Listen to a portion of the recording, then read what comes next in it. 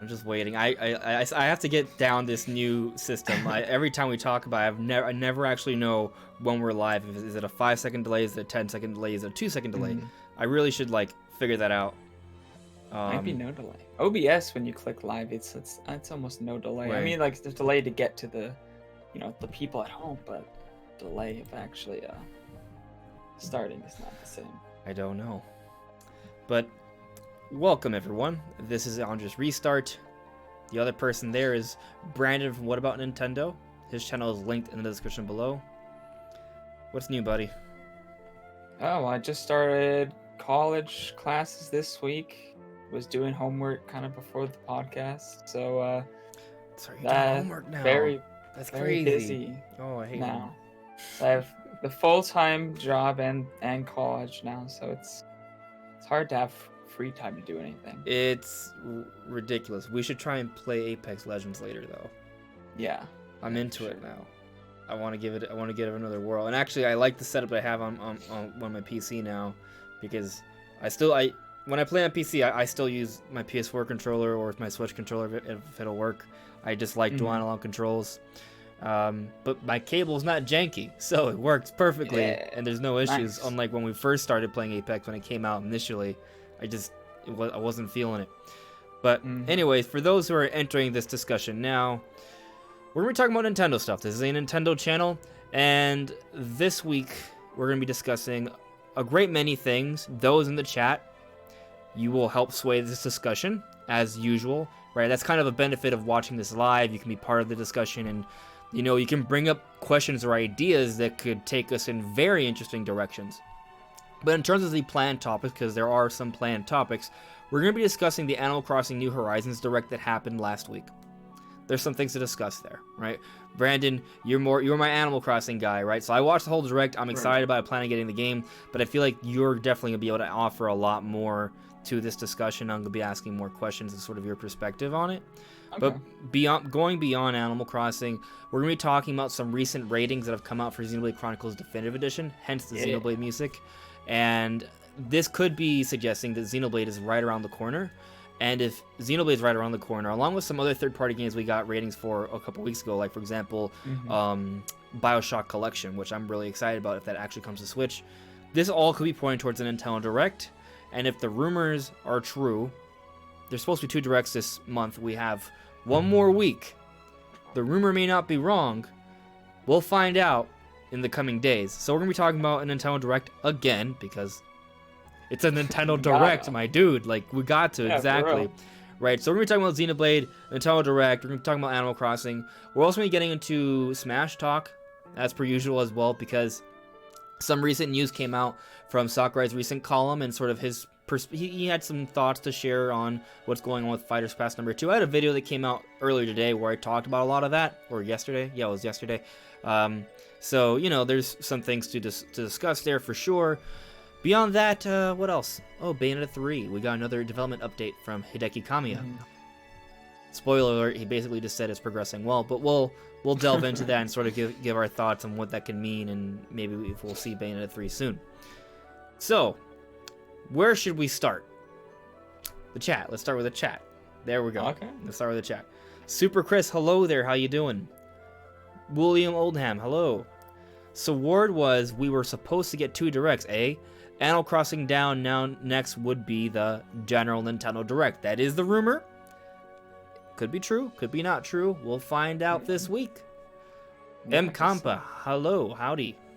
Robeer, you were saying you're going to sleep and you just got the notification so you'll be watching from your phone. Okay, that sounds fantastic. I hope you enjoy the show. So, M. Kampa saying a general direct second week of March, fingers crossed. So you're thinking in March. That could happen for sure, definitely. Yeah, that's definitely a possibility. Yeah, absolutely. But let's start off the discussion with Animal Crossing New Horizons. So we finally got a Nintendo Direct for Animal Crossing New Horizons. They had a blowout of information. Was there anything from the Direct that really sort of stuck? That really, they kind of captivated you? There was one feature in particular for me that I found to be very interesting. But I'll let you go first. You might steal my one thing that I was really excited about, but it's okay. I don't know if I'll steal yours or not. The two big things that stood out in my mind that I just, the first things I think of when I think of what happened in the Animal Crossing Direct would be the first one would be the fact that you can change the terrain now, so you can That's it. like create It's rivers it, and it's stuff. it's Animal Crossing Minecraft. That was my Yeah, thing. that's super Yeah, cool. I'm pretty excited Uh, about that. Like, and it's not just like square based, because like it's square based, but then you can mm, like curve it out. So yeah, you can round it out. that's really interesting to me. What I'm really curious about is how much elevation there will be, because it looks like there's gonna be some elevation. hmm Can you make a mountain or just a hill? I need to know. I From the ones we saw, because I went back and I looked at like screenshots of the different map layouts that they had shown in the direct. It seemed the highest one I saw was like 3 or 4 different Yeah, elevations. based off the camera perspective for Animal Crossing, it seems likely there will be a limitation to the elevation. But if there isn't, Mhm. oh, I'm gonna be so excited. Imagine. I'm gonna make it Breath of the Wild crossing animals, even though Breath of the Wild already Yeah. has animals. But anyway, But I that thought that was just super, super cool because you can just change your island to be however you want it. It's way more customizable. That on top of being able to put furniture outside and stuff is just a complete game yeah, you changer can for like the series.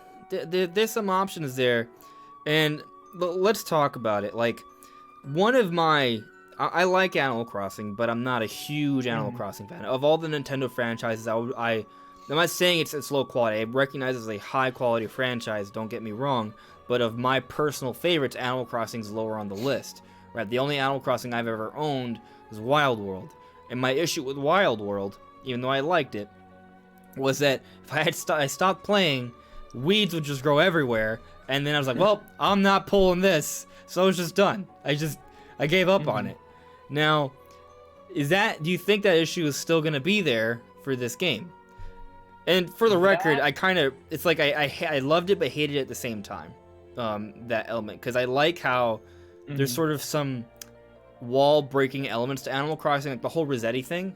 Oh, I think that's so cool, right? Like if you reset your game, Rossetti gets mad at you for doing that. So I Mhm. appreciate that. And the weed thing I thought was funny because I was not responsible in Animal Crossing and I had to pay the price. So Right. I thought it was funny, but at the same time, it also led to me not playing it that much. Um, in New Leaf, this wasn't as much of an issue because you had like different ordinances you could put in. One of them was no weeds will grow, or it was like I can't remember if it was no weeds or it was like very few weeds or something like that. But it was basically completely got rid of that problem. They didn't talk about anything of that in the direct. See, the thing about the direct for me is we got a lot more information, but there's still a lot of things that I have questions about, like there's some mayoral duties that you had in New Leaf that I'm like, are they still in the game? Did they remove them? How do you access them? Okay. Like, do I get my ordinances? Because they Yeah. usually pick between your ordinances. It's pretty much just like a different. So one of them's like weeds won't grow. One of them are like out late at night, so you can the shops stay open later. One of them's like the shops open earlier. So there's like just like different benefits that you can pick. So I don't know if those are still in the game. I don't know what's happening with public works projects. I don't know what's that. I guess most of them are kind of solved by just being able to put furniture outside.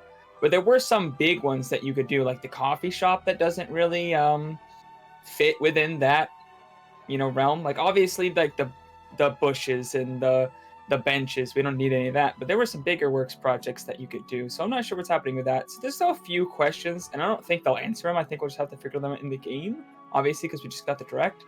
So there's still some questions, but yeah, I don't know if that would be a problem or not, because I don't know if the ordinances are in. I wish I could tell you, but I have no idea. Yeah, Yeah, I don't and know. they may want that to be like an individual feature for that particular game for New Leaf. Maybe so. It sounds cool to me, so I hope and it's there, right? But I guess we won't know for sure until the game comes out, unless there's some like advertisement somewhere that someone noticed proof that there are Yeah. that mechanic is there, the ordinances. So I don't know. Did you I'm not find it sure. interesting how Isabel was like? It looked like she was drinking like honey Jack whiskey or rum or Yeah, something. I saw It that. it's probably iced tea, right? But or like an Arnold Palmer, but I just found it funny how it was there like a lot. There's memes and art just showing that Isabelle was just getting a little loose, but I thought that was cool. That was kind of a nice little thing that they put in there. But yeah, just kind of going back to the building element, I'm really excited about that, just like the customization in general. That does seem to be expanded upon in this game, and that seems fun to me. I like that there does seem to be a bit more of an adventurous element to the game as well. So obviously that's pretty cool. So for those elements kind of really excite me about the game, right? And I mean the Switch has a better online infrastructure than the 3DS. I don't know if that's going to actually translate into better multiplayer gameplay.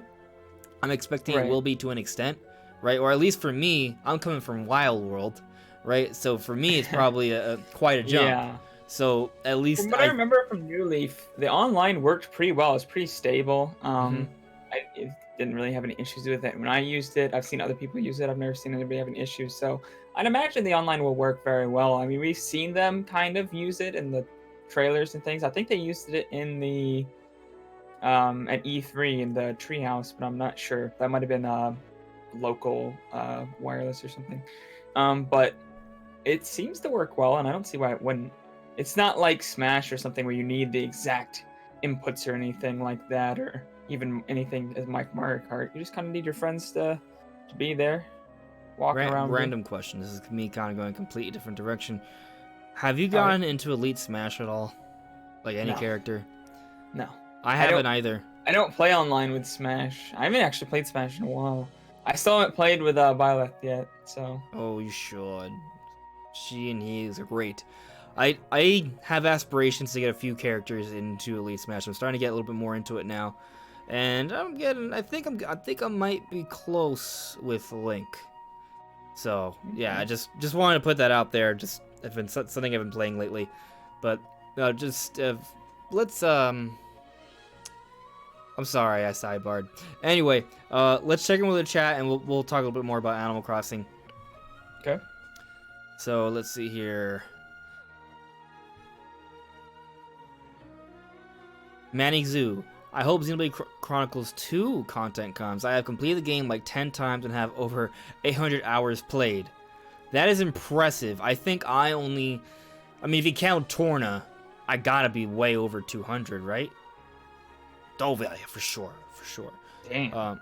I probably have... Well, maybe 80 to 90 hours in the game, including Torna. Because I kind of just pushed to beat the story in the original, and then I did almost every single side quest in Torna, which took me like 20-something hours, 25 hours. Maybe I'm not over 200. I don't know. I'm definitely... Probably at like 80, 90 hours. I'm definitely close to 200.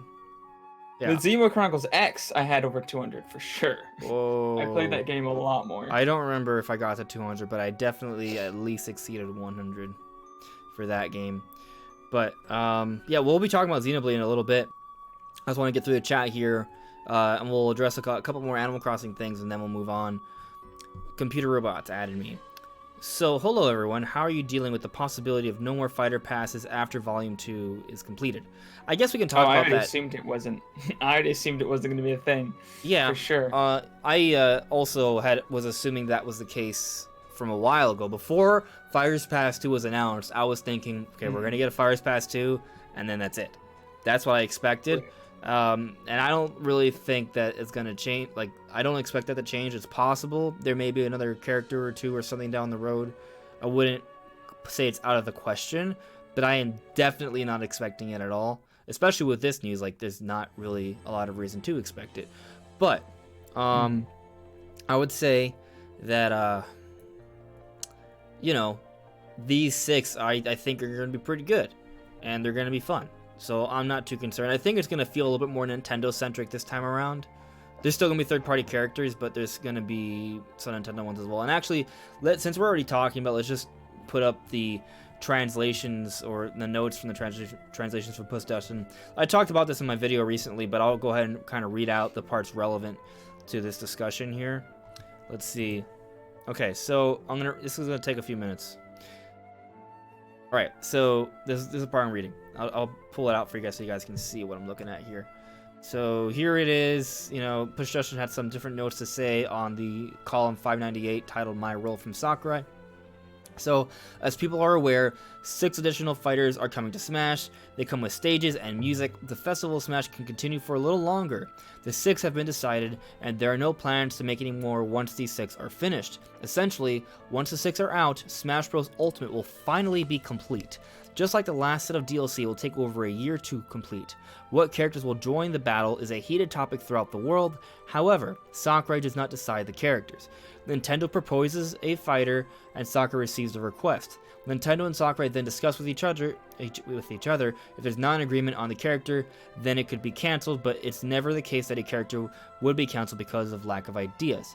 Because they're adding more fighters to Smash, the goal for Sakurai is further away. To work on the same product for so long is really testing one's patience, but Sakurai is trying to keep Smash fresh with unique experiences and surprises. So I think that's pretty much all we need to read to sort of get the gist of what is being said here. Pretty much 2 things to take away from this. Fighters Pass Volume 2 is going to be very similar to Volume 1 in terms of structure, and that also could give us an idea as to what to expect for the characters. So that's something to take into consideration. And that also that there are no plans to go beyond Fighters Pass Volume 2. And as we've already discussed, like, this pass will end holiday 2021. That will be 3 years after the release of Smash Ultimate. To support the game beyond 3 years would be unprecedented for a game of Smash's nature. So I don't expect that at all. I mean, there's not really anything else that's like Smash, to be frank. So to get 3 years, I'm thinking about how Nintendo usually supports most of their games. They don't support them for 3 years beyond the normal scope of the game. The closest thing to that is Splatoon. And I think Splatoon didn't even get 3 years of support. No, I don't think it did. Granted, the updates for Splatoon were kind of integral to the experience, and they were a lot more constant and varied throughout the course of the post-launch, influx of content. But still, Smash is getting lots of support beyond its initial release. So I'm fine with what we've gotten. I'm not really bothered by it ending. No, yeah, I don't have a problem with it ending. I mean, 3 years is... Honestly, I didn't think it would go past 2 years. I thought that we'd get another Fighters Pass. It'd last in 1 year, just like the first one, and then be over. Yeah, I was thinking it might even be a smaller pass. Usually, passes get smaller as content goes on. This one got bigger. But I was thinking it might only be like 3 or 4 characters. Yeah, if you take Piranha Plant into the equation, right, if you count it as part of the first season, then it's similar. But keep in mind, Piranha Plant didn't come with extra music or a stage. Yeah. So it's not exactly the same. No, it's not. So. Yeah, and it's also not paid content. That's also something else to consider.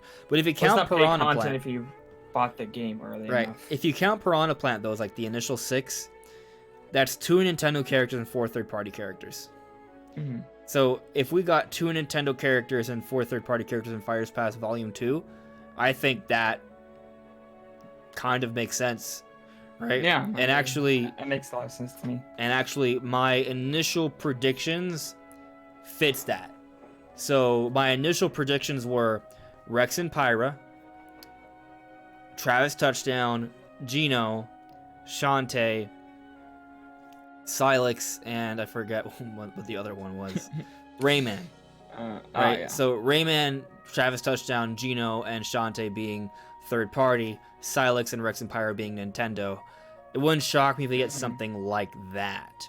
Right? Like a character like Gino, very Nintendo-esque, could perhaps take like the Banjo role, something along those lines, because Banjo feels like a Nintendo character, but is not actually a Nintendo character. So Gino could sort of take up that role. And I mean, I'm perfectly willing to accept that some of the characters I predicted will be wrong. Like I think Crash Bandicoot has a really good chance as well. So I could see Crash Bandicoot being squeezed in there, and that would make the list a bit more high profile. Now, they consider that Xenoblade is right around the corner, it seems. It wouldn't shock me if we get another Xenoblade character to help push that game. But given that it's Xenoblade Chronicles Definitive Edition, do you think, Brandon, that this character wouldn't necessarily be Rex and Pyra from Xenoblade Chronicles 2, but actually a Xenoblade 1 character? It could be. I'm just trying to think of which character it would be, because a lot of them are represented in the final Smash. So I'm trying to think of who Is Fiora even...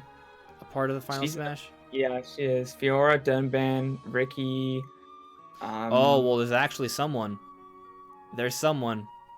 Melia. Is she not in the final Smash? Is she not? I think all of the playable I'm gonna be party frank with you members are in guys. it.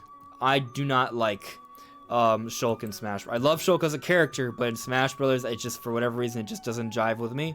So I haven't Yeah, seen I'm the not final really good with Smash in a battles. really long time. I think all the playable fighters are in it. I'm not sure. I'm looking up the final Smash. Because I don't remember who's in it. I know Dunban for sure, but everyone else is kind of like a big question. Ricky's got to be in there, right? Yeah, he is. I know Fiora is for sure.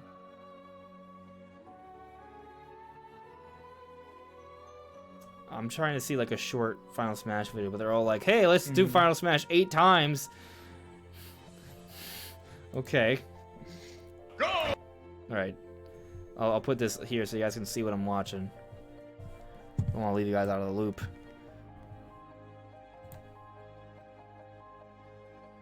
I'm looking for it. What characters are in it?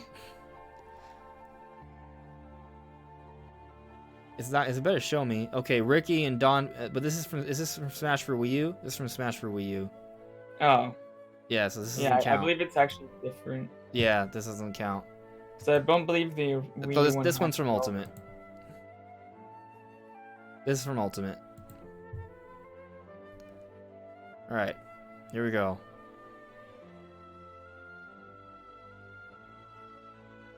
So we got Not even Dunban, sure. Ricky, and Fiora. So Fiora's Okay. in the final Smash. So Melia isn't. And actually, since we're already on here on the YouTubes, let me show you Xenoblade the Definitive Edition.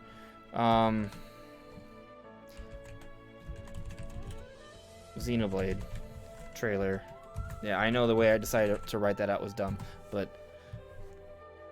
so if we look at the end, right? Yeah, I want you guys to pay attention to this. Look, pay attention to how the title screen is going to show up. It's Definitive Edition with feathers, right? Now wait a moment. Feathers, okay? I don't know how long this is going to go on for. Oh, there we go. That shows Melia with the extra new area. Melia has feathers. She's, you know, they become, what did they become, like, I forget, it's like Telepia, or they become... They turn into Lethia, yeah. the Therian things. I forget the exact naming, but I think there could be an additional story here that's related to Melia, right? So if Melia is going to get a bit more screen time in Xenoblade Chronicles Definitive Edition, and if Melia is not at all involved with Smash Ultimate content representing Xenoblade, and we're getting Xenoblade Chronicles Definitive Edition, and there's kind of like this strong demand for more female characters in the DLC, Melia could honestly be a really good option, I think. So, Be interesting. I would be disappointed to not get Rex and Pyra, but Melia would be pretty cool. So It would be strange then, because that's a second character from the original. They don't have any representing X or 2. true. If you look at it from that perspective, it makes more sense to put in Rex and Pyra, right? Yeah. And there's a lot of demand for them. So I'm not giving up on Rex and Pyra. I'm simply saying there is some reason to maybe expect Melia. That's all I'm saying.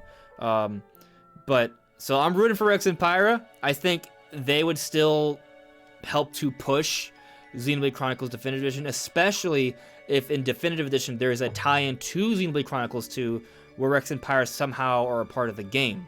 Like, for example, in the DLC for Xenoblade Chronicles 2, Shulk and Fiora were somehow part of the game as well. So if they had some sort of nod to that, that's important. And it's not just like filler content or like non-canon content. The connection between the two different worlds, there is a plot reason for that.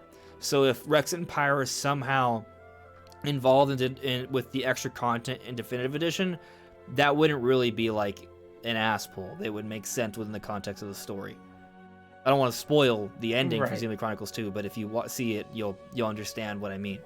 So there's a connection there, and I think there's still a way that Rex and Pyra could be used as a new character to help push Definitive Edition.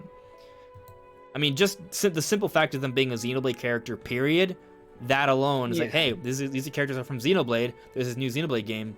Might as well. Not to mention, Xenoblade 2 is already on the system. It pushes that game on top of that. So I think that Rex and Pyra could still maybe work. I like the point you brought up, Brandon, that Melia, while I think it kind of makes sense, given that she's not a main character from Xenoblade Chronicles 2 or any Xenoblade series, she's just a side character, it might make more sense to have a main character. And looking at the DLC characters, they're all main characters. Like, for example, we wanted Edelgard or Cloud or Dimitri, and instead they gave us Byleth. Not because Byleth is like the most preferred character out of everyone, but because it's the main character, and it's the character that kind of satisfies all of the Three Houses audience to some extent, because like if it was Edelgard, the people who picked the other routes would be like, what? Edelgard? She's stupid and evil. No, she's not in her path. Right? It depends on which... Oh, you didn't pick the Edelgard route, did you? No. You monster! So she's probably a... But that serves my point, right? Like, you'd be like, why Edelgard? She's a bad person. For those who don't know about Fire Emblem Three Houses, you can pick different routes, and the route you take will affect the story, and some characters will be on the good side or the evil side. They'll have somewhat different personalities. They kind of... Their character develops differently, is basically what I'm saying. Point being, Byleth is the one that makes most sense, because regardless of which path you take, you still play with Byleth, you still like Byleth. And that's why we got Byleth. So, expecting a main character from its particular series makes sense. But let's check in with the chat here, see what they're saying and thinking.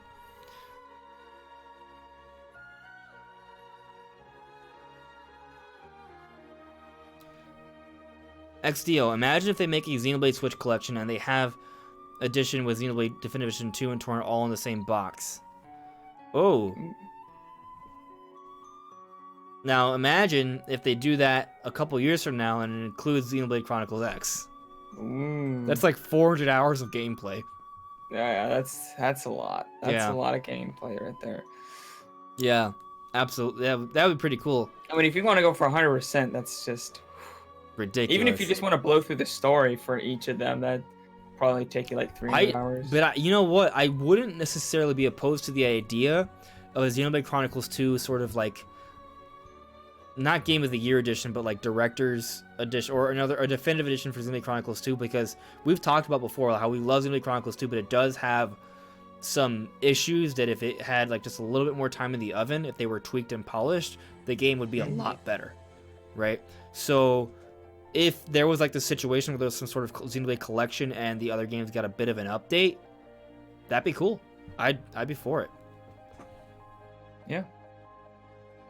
Computer Robots is asking, so guys in the chat, don't you want a Xenoblade 3? Oh, hell yeah. Yeah. I think we probably have to wait a few more years for that, but I'm all for that. Because we don't know when Monolith Sauce, because they've been talking about this other project, this medieval project since when, like 2015 or something? That's probably gonna, assuming it's not canceled, that probably is their next big game after Definitive Edition. Robeer, I want a third fighter pass, but whatever. Yeah, I mean, it's always the want for more characters, but let's hope these 6 are awesome. Yeah, I think that it would be a good enough one to where we're not like too upset about the fact that there's not more, you know? It's not gonna be like we're gonna get in the end be like, damn, we didn't get anything good. I really want more. You know? I think we'll be satisfied with what we get. Yeah. Darcy saying, my prediction, no direct this week, but a direct the week after. It could be in March. I don't at this point I feel like it doesn't matter if there's a direct this week or the week after in terms of timing, in terms of like getting news out there in terms for sales. Like we've already gone past the point of like direct starvation. We're dead. Right? We've already these are new lives for us. Flat. Yeah.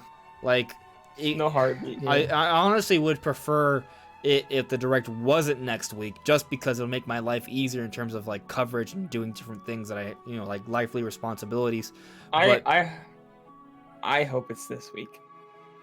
I really do. Not because of anything, I just want it now. There's literally, as far as my schedule, I'm kind of just screwed as far as time goes any week they decide, so Yeah. just do it as soon as possible, please. Just do it now. So I'm gonna go to I have the day off in the week. The problem, so I'm actually off the 26th, 27th, and the 28th. So you would think, well, you have plenty of time. Why are you concerned about there being a direct? Well, the thing is, my brother's birthday is on the 28th, right?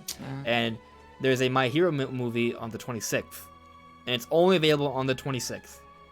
So, yeah, and I'm not living with my brother anymore. He lives in Jersey, so I don't have to drive to Jersey on the 26th, watch the My Hero movie, do the reaction on the 27th, and then it's my brother's birthday on the 28th, so I'm going to be with him through those 3 days. But my computer setup and everything for editing and recording and reacting and all that is here.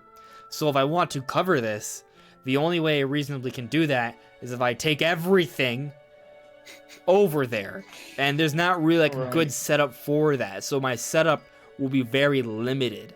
So for that reason, I hope no, right? But I'll figure it out. We'll see when the direct is happening. I'll figure it out. I'm still gonna cover it no matter what. Just kind of like, that's why I'm hoping maybe the week after. But if it's on a Wednesday mid-afternoon, that's the best time for me. It's when my day off and in between classes, so I don't have to.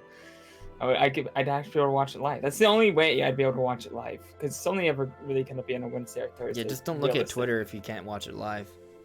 Yeah, for real. Yeah, just maybe have like your YouTube tab open at home or something, or on your YouTube app on your phone, like just on the Nintendo's page, refresh, and it's just that way you can just avoid spoilers until you get there. Sort of. Sometimes they upload like videos or what else do you do then? Stuff. What's another there option? There is no way. I literally don't know. I was thinking about this the other direct actually, because I didn't know. If you want, I could do you the favor. I could just link it to you via text. There you go. That way you can just go straight into it. I could do that. I'll do you the favor, because I'm gonna be able to watch it live, so I'm not worried about that part. It's really just a matter of having time to make videos about it. Yeah. So Robert's saying, I want Conquer, Salix, and Joanna Dark in Smash. Dude, that'd be epic.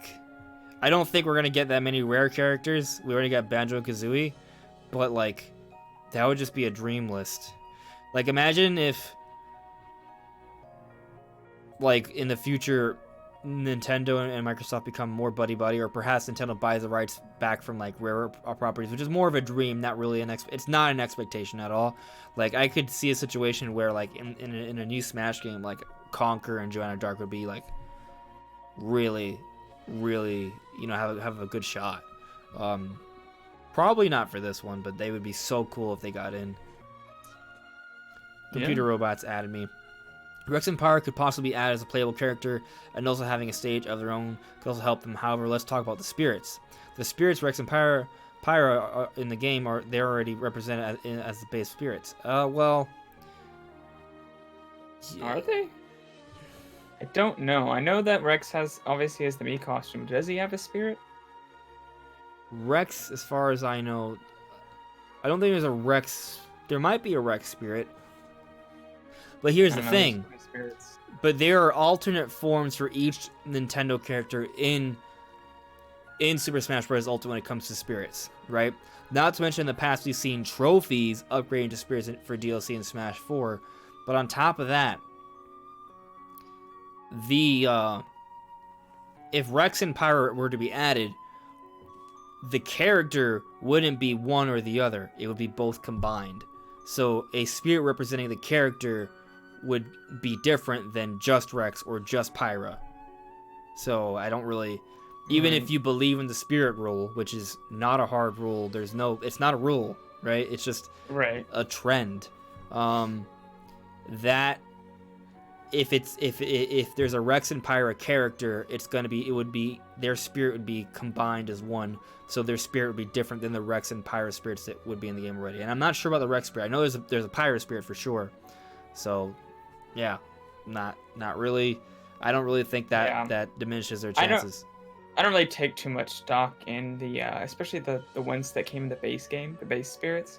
Now, spirits added afterwards are kind of like, yeah, probably not gonna get in. But as far as spirits in the base game, I don't really think that affects their chances too much. Yeah, it would be. I look forward to the moment when, if it happens, I don't know if it will, but if it does happen where a spirit that's in the game is actually introduced as a character, be it Rex and Pyra or Geno or something, then people would be like, oh, there really are no, because that's like the last wall that hasn't been broken. Well, there's another one beyond that I don't think will be broken, and that's the assist trophy wall. That's like the last one. That's the last defense, you know. But like we've broken through so many others. Like people said Banjo-Kazooie is too irrelevant or is not owned by Nintendo anymore. Like it could never happen. It happened. Ridley was too big? Oh really? Apparently, you know, no, because he's in the game, right? King K. Rool is just a dead character. It's just an old part of Nintendo history. Nope, King K. Rool is in the game. Like it could totally happen. So yeah, we'll see. Cake Man, hello there. I'm pretty good. Cake Man saying it feels good just getting a second one. Yeah, I mean, I'm excited for it. Yeah, for sure. Control Alt Dan, hello there. When do you guys think the next proper direct could be? Any chance for this month, or are all signs pointing towards March as a possibility? Well, the rumor from the credible source said there would be 2 Nintendo Directs this month. We got one of them, and they did allude to an Animal Crossing Direct happening perhaps on 20th, though they weren't confident in that. They were just speculating, but that they heard that there would be 2 Directs. There's still 1 week left in the month. It could happen. But I'll also say that if you look at the history of Nintendo Directs, there hasn't been like a general Nintendo Direct at the end of the month. I think like once in 2013, we looked it up not too long ago. Some brilliant mind brought up in the chat, I don't know who, and we looked it up and they were right. Like there hasn't been a general Nintendo Direct at the end of a month. Nope. But that doesn't mean there can't be a general Nintendo Direct at the end of the month either. Trends can break. Patterns don't necessarily suggest that they can be suggestive of the future, but they don't have to be. So, right. You know, could be a Direct next week. But if it doesn't happen next week, I feel like if I say this, I'll sound stupid. But if there isn't a Direct next week, like, it's for sure 100% going to be in March, right? Now, my issue with saying that, and the reason why I feel like I sound stupid in saying this, because I'm pretty sure in January, when we were wrong about it being in January, you were like, oh, for sure, no matter what, it's happening in February, right? So, but in all honesty, I'm already a little baffled, right? If But it doesn't happen in March, Nintendo's what would even dead. be the point of having one before E3? Yeah, the Directs would be over. Like, if there's no Direct in March, I just think Nintendo has just changed their entire strategy in terms of how they handle Directs. So, you know, I don't think that's what's going to happen. Right. Yeah. And I have noticed that, well, we talked about how there's, if you look at we're going to the Nintendo Direct archive again. I want to talk about it again because it's interesting. What I'm going to point out, which we've sort of touched on before, but I don't know how many people realize this. So there have been sort of exceptions to this rule, right? But when we're talking about strictly Nintendo Directs, the trend seems to be 3 big general Nintendo Directs in a year. Right, you get one in September, you have one at E3, so September, June, right, and then you have one in the earlier part of the year, right? So here we have a September Nintendo Direct, a June Nintendo Direct, and then a February Nintendo Direct. This was last year. Let's go into 2018. A September Nintendo Direct on the 13th, a E3 Nintendo Direct in June, and then a March Nintendo Direct, right? Now, however, there was a Nintendo Direct Mini in January, right? And I feel like that kind of helped to tide us over until March. We didn't get any sort of Direct Mini or anything to tide us over until March. So Nintendo's kind of, well, I mean, we got the Smash presentation, the Pokemon Direct, the Animal Crossing Direct, but you know what I mean, like not like not like a general Direct kind of information. We haven't gotten that. Going back to 2017 though, another Saturn Nintendo Direct, okay? And it doesn't look like they're showing their E3. They definitely had an E3 presentation, but they probably didn't qualify as a Direct, right? Which is interesting because then there was an April Nintendo Direct on the 2017th, and what also is missing here is the January presentation that happened. So in 2017, it doesn't show Directs for E3 time or January, but there is a huge presentation in January for the Switch, and of course there was an E3 presentation as well. They just weren't listed as Direct, so they're not showing up here, right? So I would say 2017 kind of goes against the trend, right? Like there's 4 events where there's a lot of general information about the Nintendo Switch, but what happened was that was the launch year for the Nintendo Switch. So if you break it down like that, then you know maybe it's not the case. But if as we move on, right? 2018 had 4 events for a general Nintendo Direct, and that's why I thought maybe we were gonna get 4 this year when I made my predictions, but we didn't get a mini Direct, right? So it seems to be like it's gonna be more along the lines of 2019, where there's a big Direct in the beginning of the year, one in the middle, and one towards the end. Hopefully it's in March. Well, yeah, or it's still in February and it's just next week. We'll see. Imagine a timeline where we had to wait till April for a Direct. That would be unprecedented. And now I know there was an April Nintendo Direct in 2017, but keep in mind, as we were talking about, there was a huge Nintendo Switch blowout presentation, like an hour-long conference or hour and a half long conference for the Switch. So there was a major thing before this April Nintendo Direct. Yeah, that announced so many things. Mario Odyssey, Xenoblade Chronicles 2. Yeah. The fact that Fire Emblem 3 Houses was in development. Obviously, we didn't know the name at that time. Yeah. We got like the big cinematic trailer for Breath of the Wild. Splatoon 2 was announced. Splatoon 2, yeah. ARMS. 1-2 Switch. It was huge. No More Heroes was announced as well, actually. That's going to be coming out this year. And also, the other thing that was announced that hasn't come out yet is the, not Tokyo Mirage Sessions. Yeah. I know what you're Shin Megami Tensei 5. Yes. Yeah. So that was a huge event. And obviously they told us everything about the Switch. Like everything. And that was a lot. Right. So definitely, you know, that was a huge event. But this year, it does look like at this point, it seems pretty clear. We're going to get a major Nintendo Direct either next week or sometime in March, then E3, then the September Nintendo Direct, as per usual.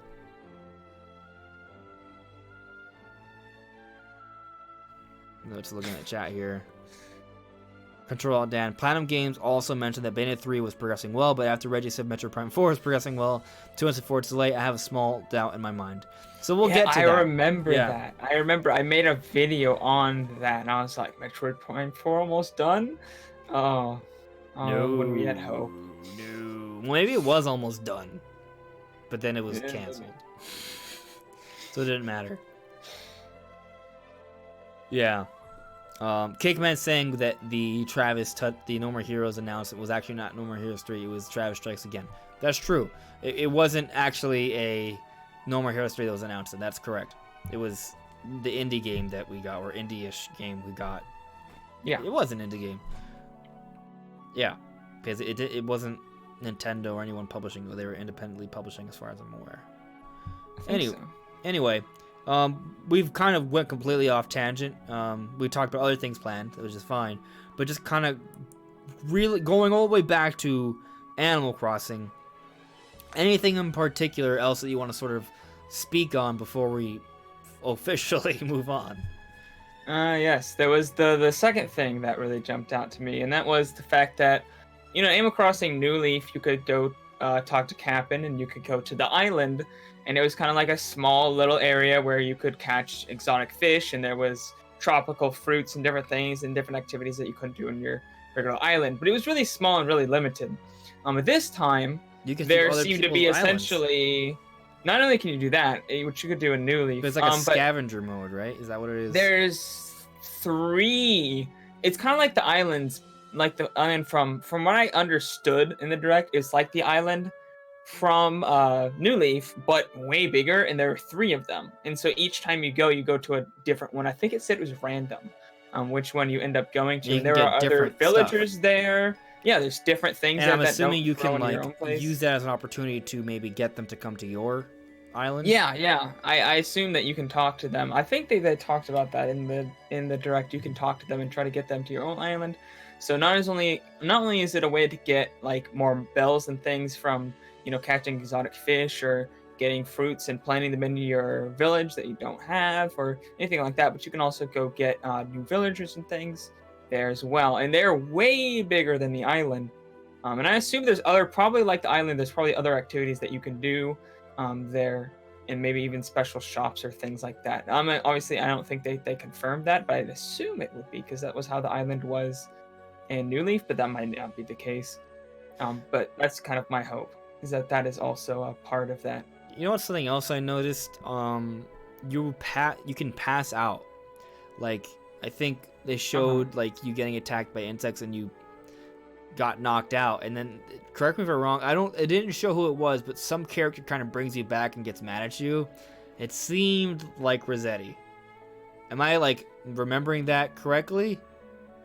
I remember when they showed the rescue program, that was like if you got stuck somewhere and you couldn't get out, and you could call that, and they would like. Maybe I'm combining 2 different things I saw. Yeah, because I think that when you get knocked out, you just wake up back in front of your house. I don't know. I assume there's some kind of penalty to that. Maybe you lose something in your inventory or something. Maybe. Because otherwise, what's the difference? Have you been able to pass out in previous Animal Crossing games? I don't think you did. Unless maybe the scorpion might have made you pass out, but I'm not sure. There were different, like, dangerous bugs that would come out sometimes. You can still get attacked by bugs in previous games, if I remember. Yes. Yeah. In New Leaf, you could get attacked by scorpions and bees. I don't know if there were spiders. There's spiders in the new one. I don't know if there were spiders in New Leaf. Did you I don't remember. see... let me see if I can pull it up. But did you see that... great, like, yeah, the tombstone? Yes, I did see that. My personal theory is that it's Mortimer. Unless it's just like a decorative item that you can get, which might totally be the case. Maybe. I'm trying to find an image of it so I can pull it up so you guys But can if see it is like something that's like in the game naturally, I would think it was Tortimer because he's pretty old. He could have died in canon. That'd be dark. It's just like you wouldn't think they would have dark stuff in Animal Crossing, you know? I'm trying to think if I liked it or something. I'm trying to find the image. I might have to resort to Google. I'm gonna have to resort to Google. I'm resorting to Google. How could I just resort to Google? Alright. Animal Crossing New Horizons Tombstone. There it goes, coming up in the search. I think we're gonna get it. I think we're gonna find our tombstone. There it is. Alright, I'll show you guys. So right there, you see that? The tombstone, right? Is that cut off in the stream or is that visible? It hasn't shown up for me yet. Okay. I'll click this one. It's not big. Whoa. Come on. It's just blank now. Alright, you suck. No, I can see it. Oh, you can see it? It popped up for me. Okay. Yeah, you can see it. Yeah, so there's this tombstone here. Is it a reference to something, or is it just something someone placed? That's the question. Because you can place furniture and things like that now, right? Right. I also thought it was cool that there's ghosts. I think that's neat. I heard that there's like aliens and stuff in previous Animal Crossing games. So I'm just kind of curious to see what kind of like all these like extra little side events that can occur in the game, like this, like the weird stuff like ghosts and tombstones. Like, what's going on, man? I'm very interested. It's gonna be funny, or cool, or both. Yep. But I guess there's actually one more thing we should talk about in reference to Animal Crossing. So, Okay. the cloud save or save backup controversy. Basically, you can have your game backed up if your console is lost or stolen, but only once, maybe. So there's this was in the direct. This says, in the case of a defective or lost console, fine print, Nintendo Switch Online members can only have save data recovered one time due to loss or damaged system. People were freaking out about this, and then Nintendo re-uploaded their direct, and it had a slight edit. It says here in the fine print, more details on save data recovery functionality will be shared at a future date. So they took out that little fine print before that said one time. So it looks like they're looking into this. I don't know why it's such a major issue. Like, I guess there's I don't know what it is exactly. I guess like they don't want to do cloud saves because they don't want people to take advantage of the system or whatever. I just think it's weird because I don't know. It make everyone's life easier. Like, Animal Crossing is not a competitive game, so why does it matter to really protect that? Yeah, not to mention, I don't like that it. your game's locked to a particular system as well. Like, no, I don't like that either. yeah, I'm guessing that with the save data backup, you can get your actual island onto the game. I just don't see why it's a big issue. I mean, even in Pokemon Sword and Shield, you can use your different accounts on your Switch to have multiple save files. So it's actually a cool thing because it's the first time when playing a Pokemon game that you can have multiple save files in that way. I don't think it's a big issue. I don't understand it. It's weird. It's Nintendo being weird, pretty much. And yeah, I don't understand why they're doing this. I just don't see the benefit or the point of it. So it's just kind of them just doing it because they can. I don't know. Cloud save backups have been such a misstep. Like, when they announced that, people were like, "Oh, yay! Finally, Nintendo doing something smart." But you have to pay for it. The execution of it's just been terrible. Yeah. I'll say that I don't think this is gonna really be an issue for me anyway, because I don't plan on my game breaking. Although, actually, no, I take that back, because right now my Switch, has had some issues. I can foresee myself getting a replacement Switch in the future. What am I gonna do with Animal Crossing? Is it just gonna be gone? Like, I'm gonna have to start all over? Yeah. I assume at that point you could. I'd assume you'd be able to transfer it, but I don't know. Right, like, I hope I can at least, if I do a system transfer of my files and save data, that would transfer it over. If it doesn't do that, I'm gonna be really upset. That would be stupid. That's how it works for the other games that don't have cloud saves. You just transfer it over manually. I still think it's dumb that we can't transfer saves directly to an SD card, though. Yeah, I just think it's kind of weird.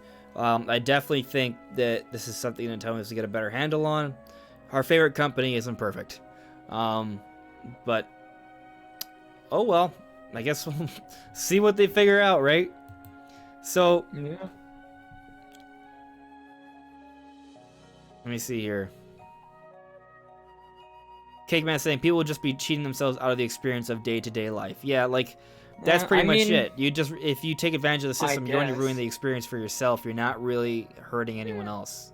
I mean, on the 3DS, you could time travel to whenever you wanted. So it wasn't like you couldn't already completely break the game without even having to do anything. You literally just changed the in-game clock and bam. So if you didn't want to wait for something, like, for example, you have to wait till the next day to get your houses upgraded and stuff. If you didn't want to wait, you could just change the clock to the next day. So it's not like the game wasn't already broken as hell on the 3DS. It's actually less broken on the Switch now because before you could like go do any kind of like special event you wanted because there's special events throughout the year, all the holidays and different things. Now, which I actually think this is pretty cool. They're adding the updates as like free DLC essentially. So even if you did time travel, the events wouldn't work. Right. Yeah. So you I don't thought get I heard people, that they're gonna time stop traveling and time spoiling traveling in everything. this game. Yeah, I heard something about that, but I'm not exactly sure how it works. Yeah. Maybe every time you connect to the internet, you just can't, stop it. Yeah, it probably just auto. Yeah. Because change you the thing can back. you can on your Switch internal clock adjust. You can have it set to, you can change it, right? But you can also have it to sync with the internet. So whenever it connects online, it resyncs the time you're supposed to be at. So Right. you have to turn off that feature. Like I've been messing with that for Pokemon Sword and Shield, because there is a common, what you would call it, and it's an I used to describe it as an exploit, where you can change the day so you can continually go to a den to get more rare Pokemon or get more BP, not BP, but watts, which then you could sell, and then there's stuff you can do with that. Point is, I've done that. I've messed with the Switch clock, and it's fine. So I don't think it's that big of an issue, right? So Yeah. I don't know. I feel like every single player game should have save data backups no matter what. As long as I can transfer my data over to wherever I need it to, that's fine. Yeah. So, I mean, it sounds like, though, that they will be saving the data, right? Like, there is going to be a cloud save of the game. You just won't have access to it. Yes, that seems to be it. Because if they can back it up if your Switch is lost, they obviously have a record of it. Just Right. you're not allowed to have it because they're afraid you'll take advantage of the system or something. So, yeah, I feel like they should just let us take advantage of the system. Most people aren't going to do it. It's not, unless you consider time traveling a big deal. I don't think it is. So, yeah. But let's move on. So, what was I gonna talk about now? We were talking about Xenoblade, so let's talk a little bit more about Xenoblade. Recently, we got 2 different ratings for Xenoblade Chronicles Definitive Edition. So I saw this tweet where this was put up. Xenoblade Chronicles Definitive Edition was rated in Korea. But wait, it gets better, my friends, because Xenoblade Chronicles Definitive Edition was rated again by the ESRB for, teen. This is a Nintendo American website, I think, the US, right? Or at least Western, like us, right? ESRB, yeah, that's the ESRB. Any of us who deal with the ESRB, my friends, it's a teen rating, I think the UK has a different one. And then Japan has a different one as well, but North America is the ESRB.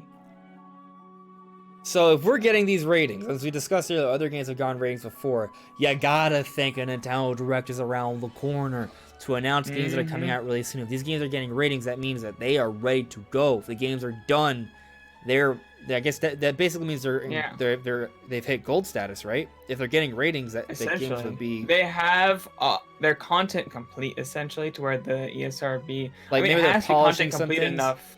Right, you can polish stuff, but I don't think you can actually change content because they'd have to check it again. I believe you're allowed to change. Obviously, you can optimize your game, further improve graphics and stuff, but as far as the content of what happens to the game, you can't change it because then the rating's off. Right. So once it's been rated, it's pretty much done. Right. So this game is right around the corner. And it lines up with the rumor that we heard it could be coming out in May, right? So perfect. And guess what? If the game's coming out in May, this is the end of February. Guess what they need in order for people to be prepared for this release date? A Nintendo Direct announcing that. Yeah. So prepare for a release date you don't know about. Yeah, exactly. So hopefully this happens soon. Like I take it This back. week, I like please. this week. Like I'm okay with that. I take it back. I'll figure it out. I'll take my whole entire computer setup. It's fine. I'm gonna do this. I need this Nintendo Direct. I'm excited for Xenoblade Chronicles Definitive Edition. That's something that's very exciting to me. I hope that happens, dude. Oh, it's gonna be so cool. Xenoblade Chronicles is one of my favorite games of all time. So to see this Definitive Edition, which we know is getting extra content, which is getting a huge graphical overhaul, which is going to be really important because one of the biggest issues with Xenoblade Chronicles initially was that the characters basically had mud faces, and now all the powerful scenes are going to be told with these beautiful character models. It's going to feel a lot more natural. We're going to see a lot more. This world's going to be fully realized. It's really going to make that... Oh, because the world is impressive. Even on, like, even the Wii version is pretty impressive. Yeah. Like, just being able to see that in HD with all the new assets can be great. There's definitely specific scenes I have in mind of where I'm like, oh man, I can't wait to see that in the remake. So, there's definitely several areas where I really want to see it. But yeah, definitely that will make the atmosphere of the game, the storytelling just that much better. Even though I think it has like one of the best told stories of like any video game I've ever played. So, yeah, it's absolutely fantastic. It's amazing, and I'm curious how much additional content is going to be there. I don't expect like that much more. Maybe like a 10-hour quest or something. Yeah. Even if it's only like 5-10 hours. I might even. I wasn't really expecting anything else, so I'd just be happy for anything. This is how remakes should be done. Give us more content, and completely give us a complete graphics overhaul, and then obviously spruce up the gameplay. That's my biggest complaint with Wind Waker HD. I think they should have added like an additional dungeon request or something. That would have definitely been nice, but I love that game too much to still say enjoy I was it. disappointed at all. Fine. I really liked they did add more content. It was just kind of like that Swift Sail. It's so the Swift Sail is cool. The Tingle bottles are fun. They did change the camera side quest for the Triforce Pieces side quest. Yeah, it made it quicker. That to be less annoying. Yeah. So yeah, that was all. I didn't fine. really think it was annoying in the original version, but yeah, it's perfect. I mean, back when I was a kid, I beat that game as a kid, so it couldn't have been that bad. Right. Well, the thing is that back when we were kids, we had more time, so sailing for 30 minutes from one island to another was no problem. It was cool. It was great. It was excellent. It made the world feel so big. But nowadays, people are like, "What the hell, man? I want to get to the next objective. I'm just sailing for 30 minutes. This is stupid." So I get why Nintendo needed to like fix that up for the modern era, right? We're all about instant gratification. So I get it, but yeah, I was fine with the game. But I remember the game even back then in reviews, it was a common complaint for the game that it took too long, likely by adults who don't have that much time. So yeah, I get it. I loved every moment of it, but yeah. Anyways, I'm just going back to Xenoblade. I am so ready for this, and if they tie in a Smash Xenoblade character reveal, that would be extra hype. I don't know if I would expect the Xenoblade character to be revealed now, though. I feel like it might happen after, kind of like Byleth. If it did happen, even better, for sure. And actually, Brandon, I don't know if you got a chance to see my video, but the basic concept I was talking about is that because we waited so long for a Nintendo Direct, I'm now thinking that maybe it's possible that there is a Smash character reveal in the Nintendo Direct. Because initially we thought it'd be in January, when the final character is revealed. But now, since the final character is revealed and we haven't gotten a Nintendo Direct yet, we're at the end of February. It's been over a month, right? When was the Byleth presentation? Yeah. I'm pretty sure it's been over a month. It was mid-January. Yeah, so... It's been over a month, then. It's been over a month. So, now maybe, especially if it's in March, that's an even bigger gap. That'd be like a 6-week gap, which... Yeah, I think I can see that. I can see the character getting a reveal. It's possible. It could, if it doesn't happen in this Direct, whenever it happens, then it's gonna happen at E3 for sure. Right. But E3 does feel like a little far away. My thing is, though, they got 2 years to 6 characters. That's like 3 a year. there'll probably be 2 announced at E3. You'd think, like it was last year. So if I don't they know announce about one this that. direct, I don't know about I mean, that they though. could just have one at E3 and one now. Because the thing is, like, to your point, that because this direct is 6 characters spread throughout now, leading up until holiday 2021, but it's almost a 2-year span, right? So we're talking. It's gonna be less than 4 months between each character, but it's gonna be closer to 4 months than it is 3 months between each character, right? Because the window is gonna be larger than it was for the first Fighters Pass, and given that, to announce 2 characters at the same time at E3, that means we have to wait even longer for the next character to come out, I think. Like, they can maybe do it, like, especially if, like, the character is ready to drop the day of E3, for example. Yeah, I could see that. I could see them dropping it in, like, the same week or the same day, and then having the other one a little bit later. Yeah, so, you know, I mean, especially if they don't have an announcement beforehand, that'd be, you know, January all the way till June. That's plenty of time to have a character ready to go. let's average it out. So, hypothetically, right, let's say there's a direct this week, they announce a character. Now, let's just say, that's February 2020, right? Okay, so, if we go, let's move 4 months into the future. So, March, April, May, June. Guess what that is, Brandon?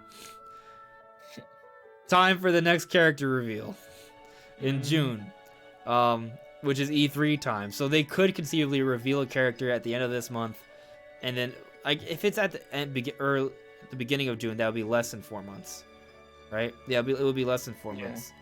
But let's just say hypothetically they reveal it at the beginning of June. Let's move 4 more months down. So July, August, September.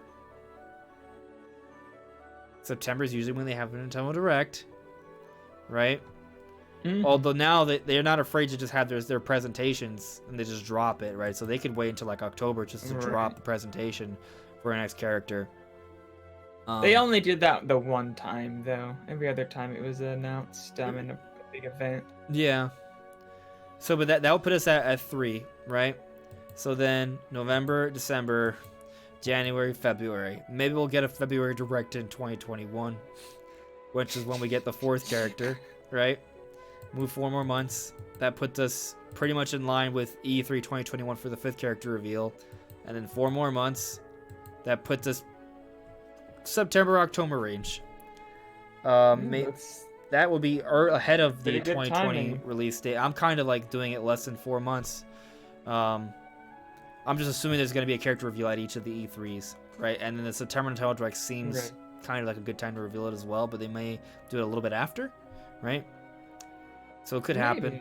Now, would they end things by October 2021, or are they going to push it all the way till December 2021? I think it makes sense. Like, they could save the final reveal till the Game Awards. Maybe. But then again, they can reveal it and not have it come out for a few months. They can reveal it and then have, like, the presentation happen around the Nintendo Direct for the 5th character, for example, right? And then they have the final reveal in December.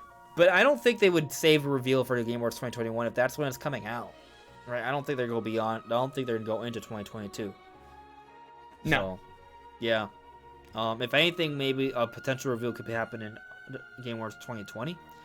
But all I'm saying is that I can see how the time frame could fit, where we get a character reveal either this week for Nintendo Direct or like early March. So, yeah. I think it could happen. A Xenoblade character or a Metroid character could work if we get that Metroid Prime Trilogy HD. Get Silex announced as well. Yeah, that could happen. That would be epic. I'd love that. And that'd be great. Oh man, I'd be so excited for that. For sure. Absolutely. Let's do it. Book it. It's happening. I want it. Oh god. I want Prime Trilogy. I want Xenoblade Chronicles Definitive Edition. I'm just talking about remakes right now. What about new games? Who needs those? Who needs new games when you have old games that are improved? For real. Yeah. But let me see here. Brian V, damn Damn it, I can't wait for Xenoblade Definitive Edition. Hope Rex gets into Smash too. Us, all of it, we're in agreement here, brother. Yeah, we want that.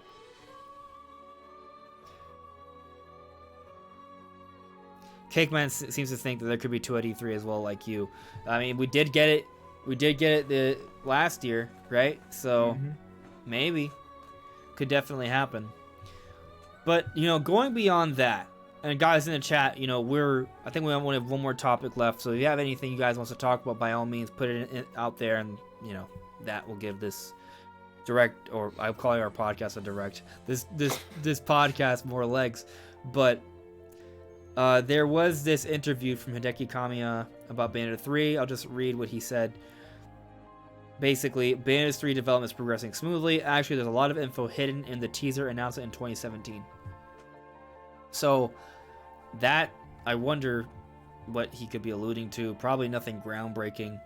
But you gotta think that if he's on multiple occasions said that Bayonetta 3 development is going smoothly. This is not the first time. Like we talked about earlier in the chat, like with reference that, hey, you know, Reggie said that Metroid Prime 4 development was going smoothly, then they canceled it. Well, here's the difference. Reggie has no involvement with the development for Metroid, right? He's just a PR guy. Right. Hideki Kamiya is the director for Bayonetta 3. Big difference. He is directing the game. So if he's saying development is going smoothly, that is a direct source of that. Not to mention, he said it on multiple occasions. So either Hideki Kamiya is a liar, or the development is going smoothly. So I think it's going smoothly. I don't think he's lying. I think the game was simply announced really far in advance. And it's going to be coming out. I would not be shocked if it's this year. Yeah, it would make sense. But when we got that announcement back in 2017... the end of 2017. But it was 2017. Yeah, if it came out this holiday, that'd be almost 3 years after the announcement. Yep. So, any longer than that, it's a long wait. Yeah. So, I'm thinking it's going to happen. I think it's going to happen. I wonder what Kamiya could be mean, though, in terms of like a hidden meaning or other clues as to the game. Right. I don't know. It's hard. I think it might be one of those things that's obvious if you know it, but if you don't know it, there's really no indication. Right. I don't know that much about Bayonetta, the whole Bayonetta series. I haven't actually played Bayonetta 2 yet. I have Bayonetta 1. I need to finish it. But let me pull up this little trailer here. This is the Bayonetta 3 teaser trailer. Let's just see if we can like kind of go frame by. No, that's not frame by frame. But let's see if we can see anything that's going on here that kind of like gives us a clue, right? So there's a ribbon. Is that Bayonetta's ribbon? There's a blood moon. Okay. Where's the Bayonetta's guns? But that's her old outfit. So this is something from her past, perhaps? Because a symbol on the gun bullet. I'm not a Bayonetta expert, guys, so this is not. Bayonetta 3 theory is not my strong point here. But if you look, the 3 is actually cracking up the symbol. What if that's something that has something to do with what's going on? That she's breaking apart? Is that the Umbra like symbol or something? Could that maybe there's something there, right? Maybe. That's all I got. She seems to be like wounded in the trailer at some point. Like she like falls over. Maybe you don't play as Bayonetta in Bayonetta 3. Maybe you play as her daughter. I don't know. No, I'm just kidding. She seems. There's the weird ethereal ghost person, and then she just like, oh, I'm dying now. Yeah. Control. It's probably one of those things when we see the reveal trailer, we're like, yeah, I understand. Actually, there was this cool comment that Control Alt Down made that I think you'll appreciate, Brandon. He said, "I just like to say you two are awesome. I love this podcast and always try to watch even though it starts at 2 a.m. for me. Always excited to see a video from either of you in my sub box. He also added you, Brandon. I hope things are going well for you, man. Truly. Well, Thank Control you. Out Dan, thank you very much. That means a lot, for sure. Now, like all of you guys have said a lot of really nice things lately, and we really appreciate it. So For sure. it really does mean a lot. It definitely helps us feel like what we do has significance. Mhm. So, yeah, Yeah. definitely appreciate in the it. chat, I'd like to say the chat's always been good, but especially the last couple podcasts, there's been a lot of good comments in the chat. I mean, last podcast we went on so many different tangents and rabbit holes from the comment questions. They've just been super good. You guys have been just really great lately. So Absolutely, it's been awesome. the chat's carrying the podcast. Yeah, Yeah, for real. yeah, MVP chat. Mm-hmm. But what I was gonna say, my theory is that I think it's because we're all desperate for a Nintendo Direct, so we're just scrounging for theories and ideas because we're scraping the bottom of the barrel. I don't actually think that's the case though. Like honestly, for me personally, like there's a lot of ideas for like different like videos that I feel like I've kind of just like I'm at the tip of the iceberg here. Like there's a lot of different stuff, like not like current event stuff. Like with news, that is kind of like scraping the bottom of the barrel right now. I'm sure I could figure out more stuff when it comes to news, but in terms of like theories for different games and like just history for different Nintendo games, things like that, I could sort of focus on a little bit more, which I want to. Actually, let me know if you got. There's at least going to be one episode for this coming out. If you guys like it, there will be more. But I have a series that's coming out soon. That is series, not Siri. Stop it. Anyway, there is a series that is coming out soon. I'm gonna have one episode come out, see how it goes. And it's related to Nintendo meme history. So, if you guys are into the history of Nintendo memes, that may happen soon. So, I've already got it mostly edited. I just have to put in some footage, and it's good to go. But, yeah, stuff like that was cool. Could delve deeper in terms of things along those lines. But, anyway, I'm sure there's going to be some other interesting topics in relation to Nintendo news soon. Just, whenever we get that Nintendo Direct. Yeah. The floodgates will be open right now. We're in the drought. Yeah. Caleb Soon. 5 Stars Entertainment has a prediction. He's saying, I'm predicting that if there is a Direct this week, it will be on Thursday due to Pokemon Day being on Wednesday, and I'm hoping that in the next Direct we get news for Smash DLC Amiibo. Okay. Okay, that makes sense. I want a Banjo amiibo. I want it. Give it to me. I'll pay for it. I'll buy it right now. So, 24th is Monday, 25th is Tuesday, 26th is Wednesday, the 27th is Thursday. Personally, I want it on Wednesday because I can maybe watch it live. Unless they do it in the mornings like they like to do. Because they're evil. Yeah, Pokemon Day is on the 27th, so the Nintendo Direct would have to happen on a Wednesday to avoid that. So, maybe there could be a Pokemon Direct on the 26th. Someone on Twitter, now it's a troll account, but do you guys know the Twitter account Masahiro Sakurai? Not actual Sakurai, right, but the troll account Masahiro Sakurai. He said that there will be a Nintendo Direct announced tomorrow. He probably doesn't mean it. I mean, he says stuff like that all the time, and nothing actually ever happens. But I think if there is gonna be a Nintendo Direct the day before Pokemon Day on the 26th of Wednesday, that it being announced tomorrow would make a lot of sense. So that could for sure happen. I think I know. I know what's happening. I know for sure, 100%. Yeah. This is what's gonna happen. Wishful thinking. What's happening is they're just waiting for March 10th because they just want Mario Day because they're gonna announce Super Mario Odyssey 2, even though it's a Tuesday. They're just gonna do it on Direct on Tuesday anyways, and it's gonna be for Mario Odyssey 2. There you go. That's what's happening. Confirmed. You got it. No, you're 100% right. I don't know why I thought otherwise. Yeah. Just looking at the chat here, Control Down. If the Bayonetta 3 teaser was shown at the start of the development for the game, then it's a good chance that Prime 4 was also at the start of development. Yeah, or at least like, you know, still in the beginning stages. Like they could, I could see a situation where they may have been developing the game for like 6 months or something, like, or at least have like a lot of like the concept and ideas. Because actually, I'll point this out.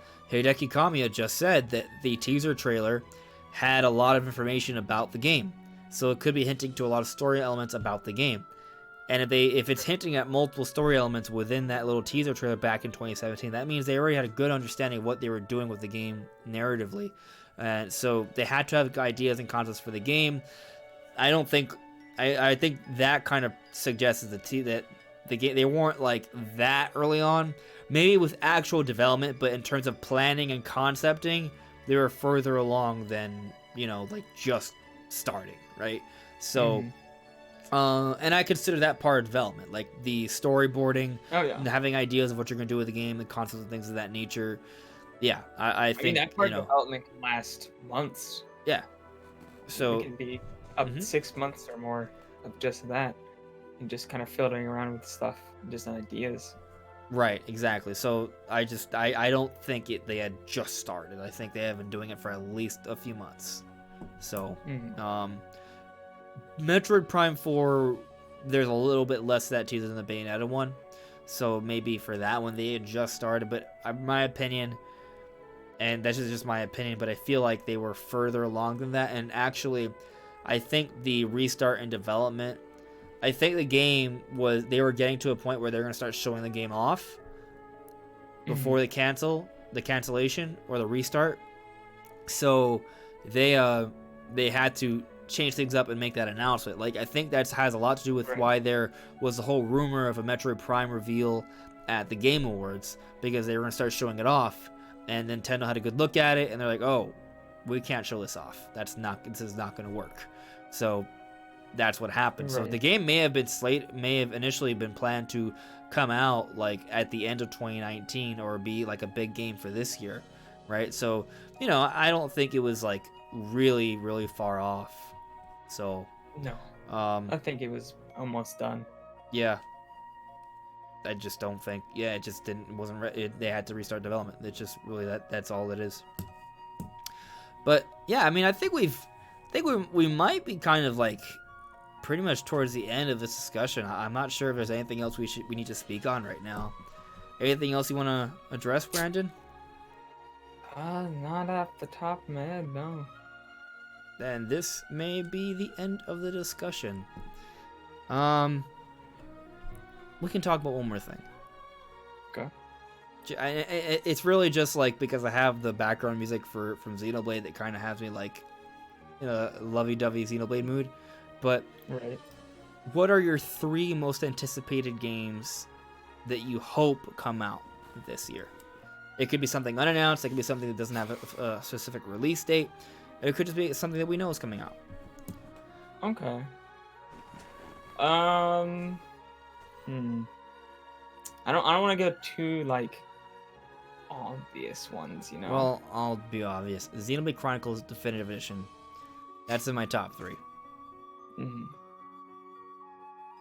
Are these games that we're looking forward to that we know about, or it's a mix? Because we know Xenoblade Chronicles is coming out this year. Right? Yeah, it's both. It's okay. Yeah. Obviously, Legend of Zelda: Breath of the Wild. Yep, that's sequel. Another one for me as well. Obviously, that's a big one. I'm dreaming about this. I'm fantasizing about playing Xenoblade on the Switch and about playing Breath of the Wild too. Like, these games, yeah, for sure. I'm so excited for. This is my year, right? Like, these are the kind of games I love the most. Yeah, I will say just to be a little bit less, you know, not picking the obvious ones. I would love it's another Zelda one. I'd love to see Wind Waker HD and Twilight Princess HD on the Switch. I'd absolutely buy that, even if they were on their own. I'd buy them both. Even if they were $60 each, I'd buy both of them again. I'd hope for like a double pack for $60, but you know, I'll take what I can get. I want to play those on the Switch. I've been itching to play those games again. I always think about them. They're just one of those games where, like, every couple of years, like, I have to play it again. Like, I'm pretty sure I'll be like 50 and I'll be like, oh, time to play Wind Waker again, because it's just one of my favorite games ever. It's a reason to play my Wii U. I don't have my Wii U anymore. Virtual Console Wii U is also pretty great. Yeah. For me, what would be something that could come out this year that could even rival my excitement for Breath of the Wild 2 and Xenoblade Chronicles Definitive Edition? Nothing. I mean, Prime Trilogy would be pretty cool. I've been wanting that for a long time. I really want to play 2 and 3 because I haven't ever played them. I really want them. I just hope that if they are real and they're coming out this year, that they are like legitimate, like remasters, like not just kind of cop out remasters, you know?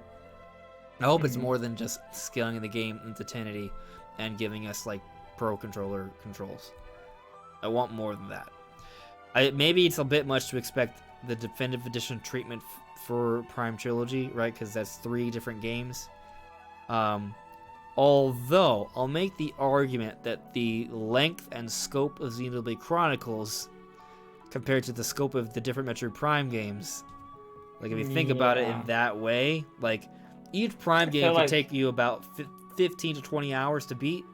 Xenoblade Chronicles can take you easy over 100 hours. Now, granted, RPG gameplay sort of lends itself more towards grinding, and that does slow down your progression of the game. But right, and reusing assets and a lot of things like that. Yeah. I guess, and when just because you have a big environment doesn't mean it takes, the bigger environments, but they're also less full, and there's a lot of the same assets over and over again and things like that. So it's not like if you made a Metroid game that had the same scope, like with the same layouts, like that would take so much longer because everything has to be filled and enemy placements and the level design. And I actually remember reading an interview at some point years ago about Metroid Prime and how like for that game they had different rooms that had like a similar sort of like terrain to them, right? But they didn't want to just completely like copy and paste rooms, right? So what they did instead is they took the texture and they sort of like reworked it and repositioned it so it'd be like a unique texture for every single room. So every room, there are rooms that have like a similar like, stone and or metal or whatever or what have you, but they would take that sort of template and reorganize it so it can become a different texture and design for every room. So every room in Metroid Prime is completely unique. That's actually really cool. Yeah, single player adventure stuff, they have a lot more like small little details and unique assets than open world game compared to like the size of the world to unique asset ratio. But at the same time, there's still a lot of assets and character models and all kinds of stuff in Xenoblade. So I feel like at the end of the day, it's still pretty comparative. Okay, so I'm just looking at the chat and there's some interesting stuff here. So first, Control Dan said Prime 4 is 1 year in development and they're still hiring developers from AAA studios. Makes me feel as though we won't see anything from it till 2022.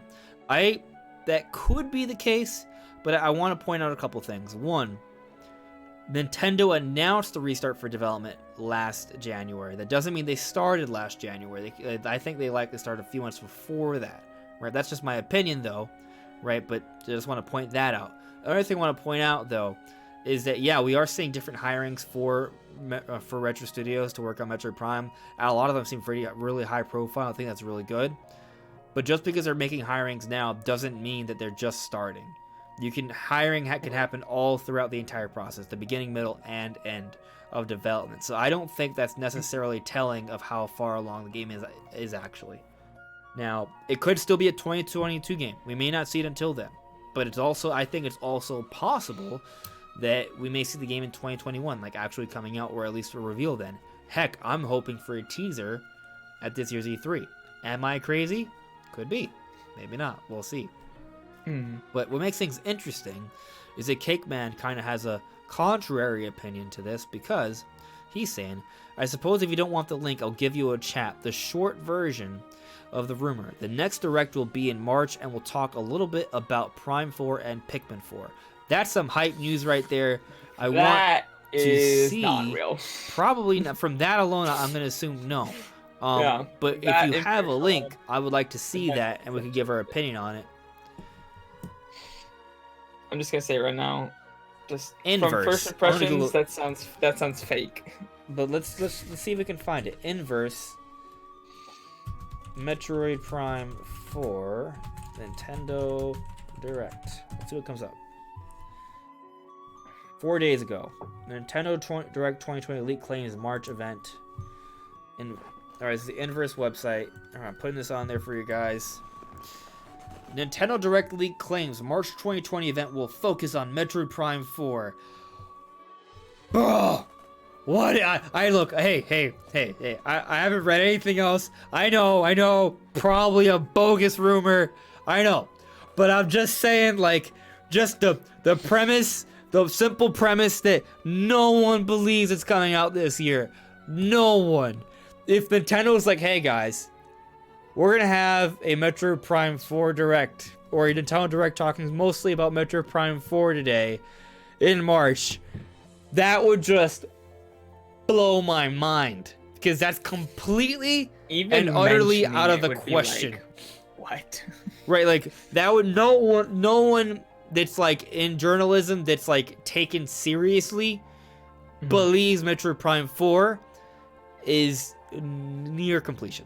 No one thinks that, right? Because they literally announced the restart last year, around like last January. So we're talking about a little bit over a year since the announcement of the restart. I think the development's been going on a few months before that, but we're still less than 2 years for sure, right? Like that's for sure. I would say probably likely less than a year and a half into development for sure. But I haven't read it. I'm just like, I'm just excited, like thinking about the premise of this, even though it's probably bogus. But let's carry on. Okay, we're carrying on here. All right, I'm gonna read the title one more time and try not to scream. Oh no, I can't do it. I can't. It's too exciting to me. I'm sorry.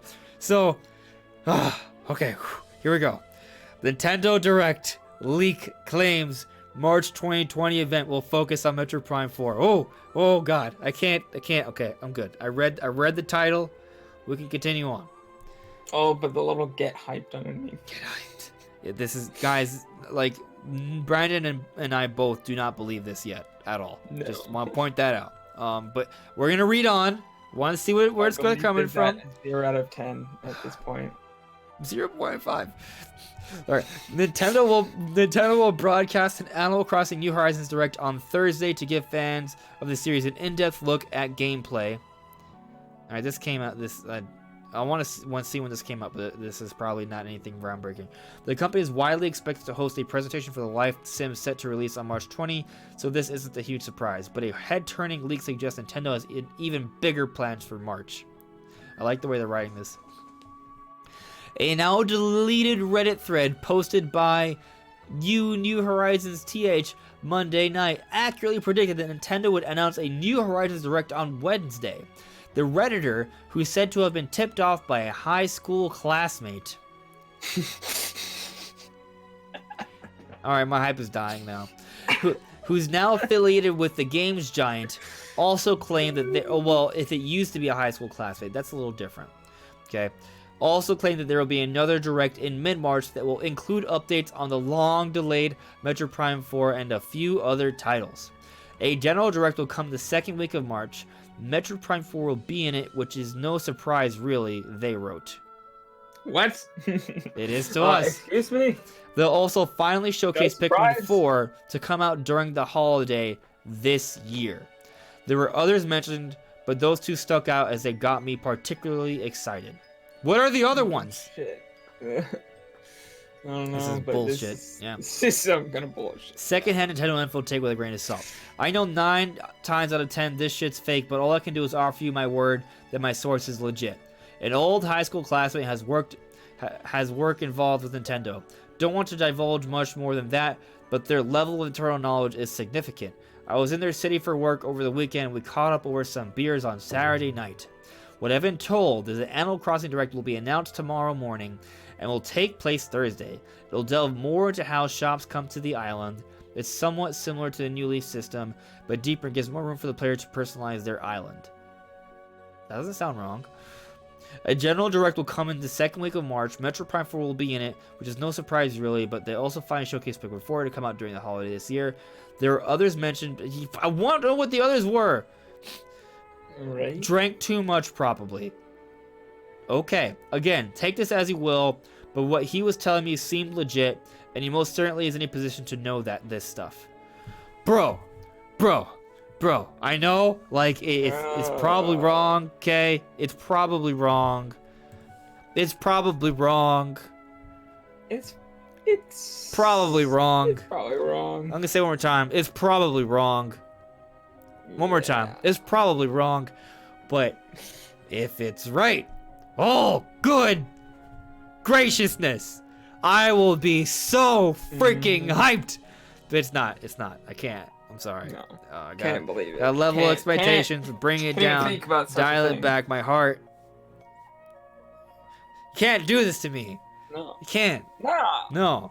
No. We're hoping for like a vague teaser at E3, and we're not gonna get a focus. Yeah, that's us being like optimistic. Yeah, that's just like, oh, maybe there's like a 20% chance of that happening. Well, I think maybe it's a little gonna more. happen, but you know, I'm crazy.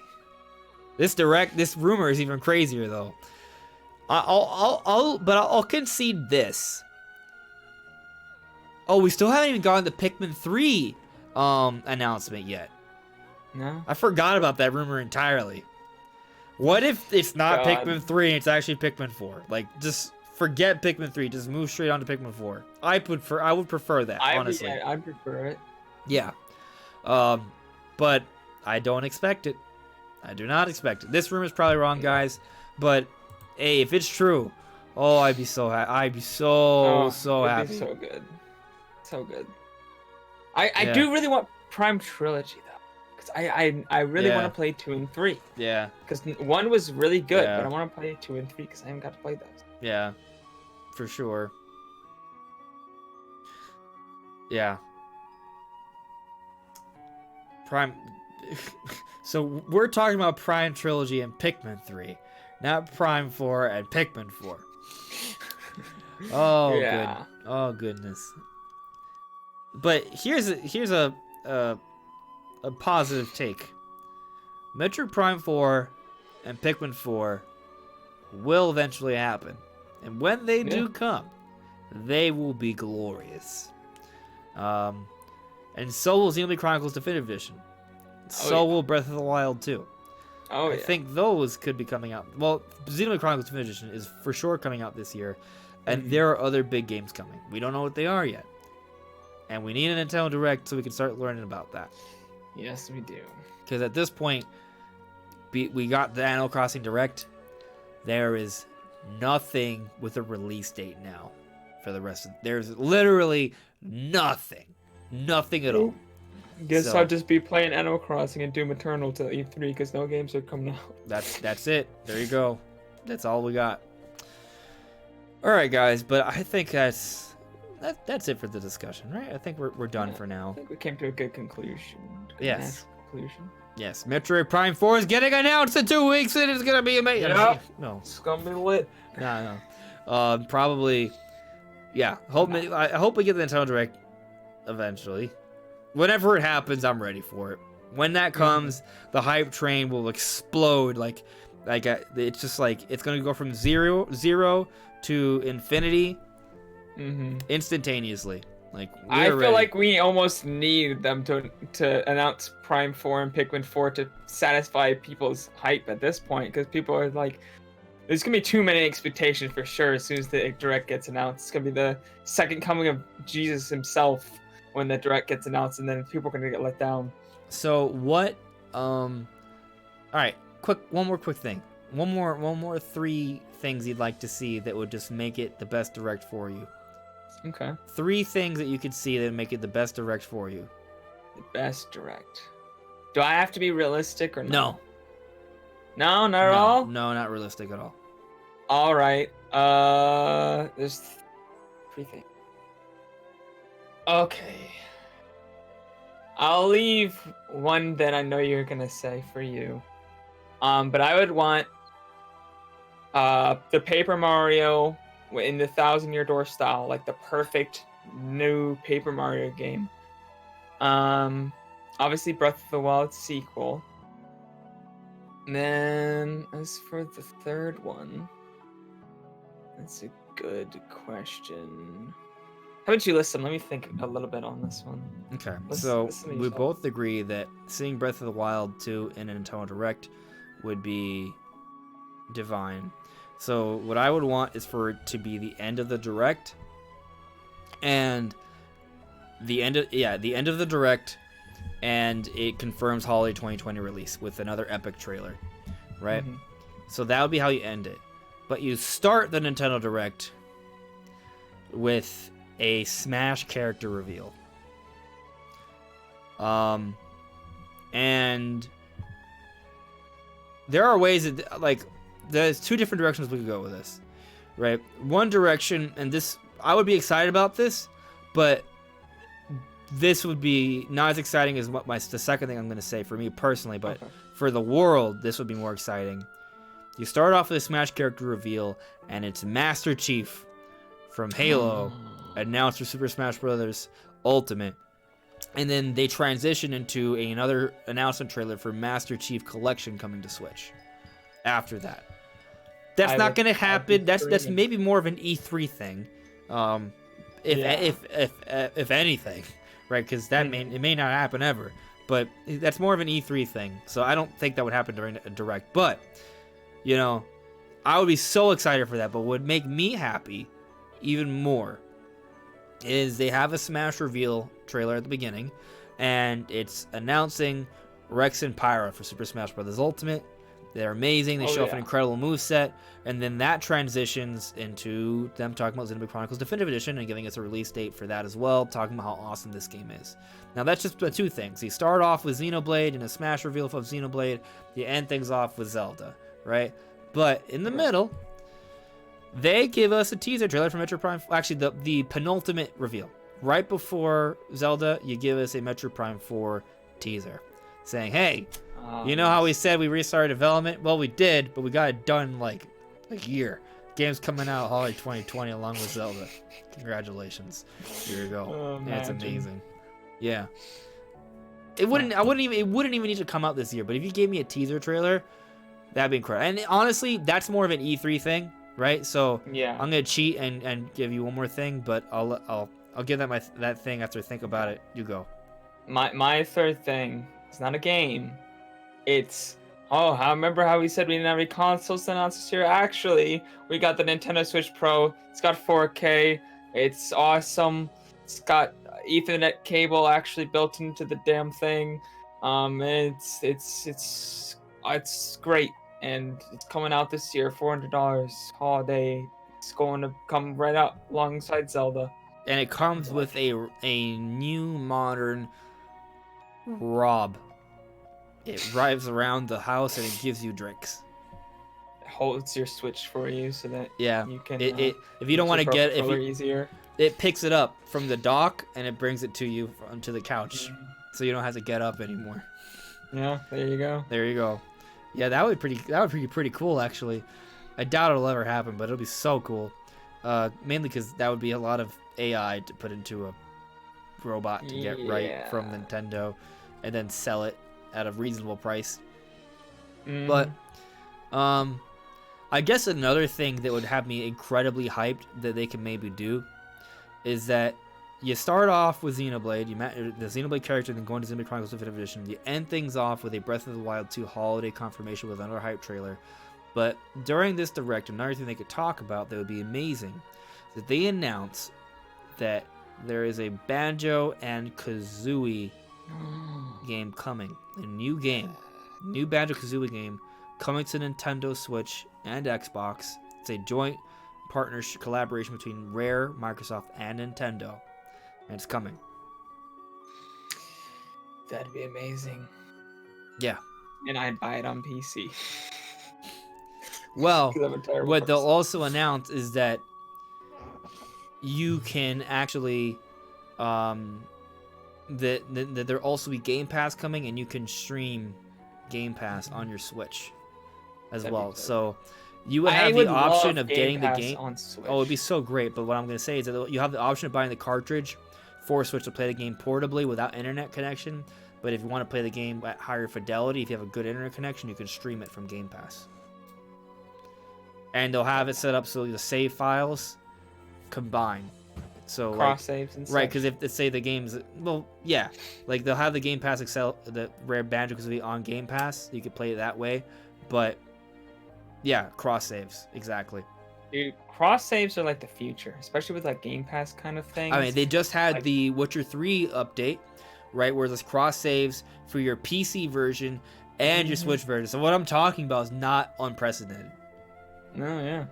That would get me to play third-party games on my Switch a lot more. If I could play them on my PC and then just switch to my Switch and play it on the go in the same save file, hell yeah, I'd do that. I just want to point out, guys, that everything we're talking about now are not like reasonable expectations. These are just like wishes, right? Like, we wish were to happen, but they're not like super realistic. Maybe one of them, or half of them. Paper Mario has been rumored, so it's not that. Yeah, Paper Mario. And like a Breath of the Wild teaser at the end of the Direct isn't crazy either. If that's Nintendo's big game for the year, I think, yeah, that makes sense. Like, they had the Smash teaser at the end of a March Direct in 2018, so if Zelda's the big game for this year, yeah. So, yeah, I don't think it's crazy. And they're gonna talk about Definitive Edition, and having a Smash character reveal in a Direct is also not out of the question. Yeah, and I mean, Paper Mario would be fun. It'd be great.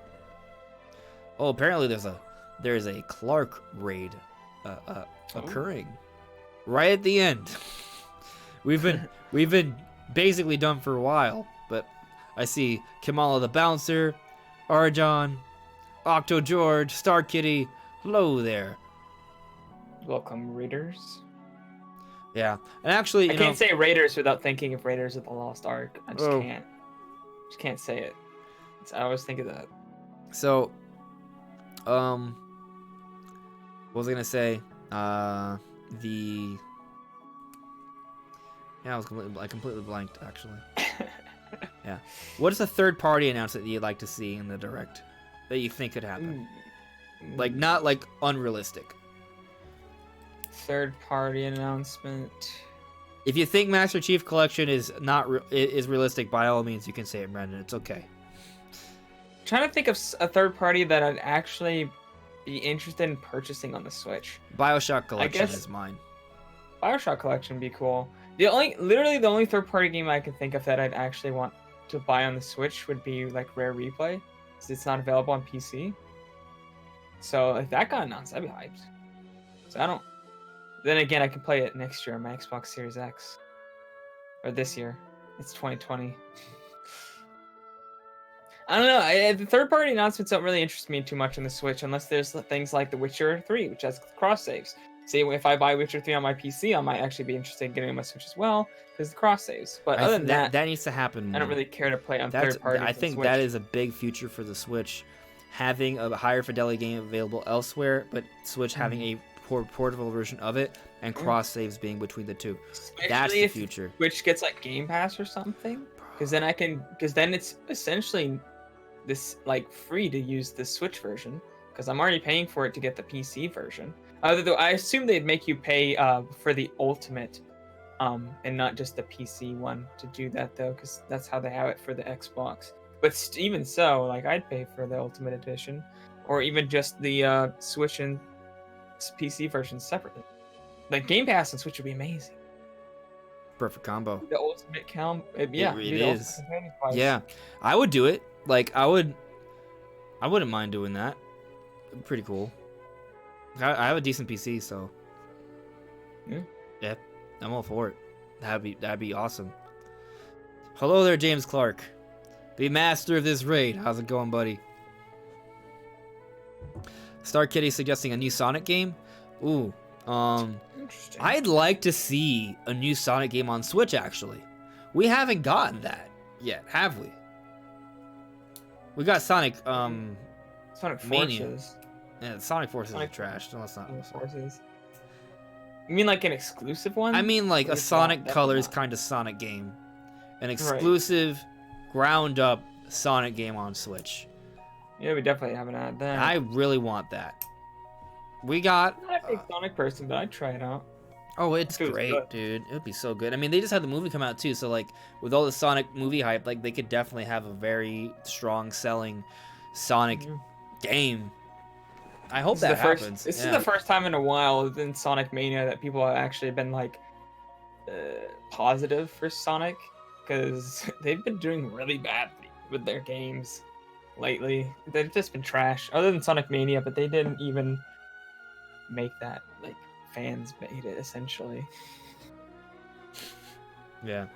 James Clark saying, not too bad. I think I caught a bug, though.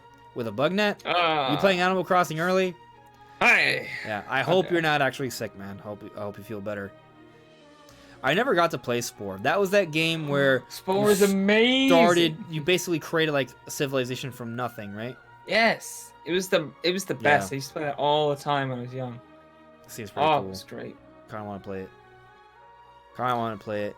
Yeah. I think now it doesn't really hold up that much, but if they made a new one, they could do some really cool stuff with that. Actually, on the note of games that we're playing or are playing, I recently finished Shadow of the Colossus on PS4, the remastered version.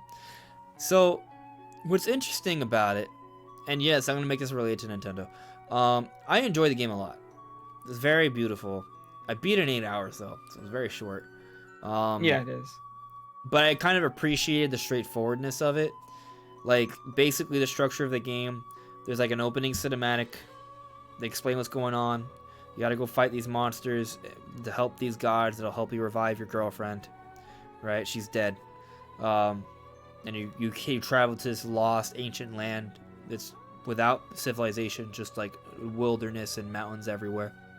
And this giant castle, tomb, temple. These gods explain to you that you have to kill these colossi, and after you do that with that sword, you may find a way to revive your girlfriend, right? And yeah, so you just do that. So you get on your horse, your trusted horse. I think his name's Arlo or something like that. Not Arlo, I don't remember. But he's a cool horse. He follows you around. Starts with an A, I think. Yeah. Arlo, or I don't know, something like that. I don't know. I've seen that game in a long time. So Never played it. But yeah, you basically ride your horse, and there's nothing really in the open world. Like there's some shrines that you can pray at. You can kill some lizards. That's pretty much it. There might be a couple other little things I never discovered, but that's pretty much it. But the part of the puzzle is just exploring the world and finding the next colossi.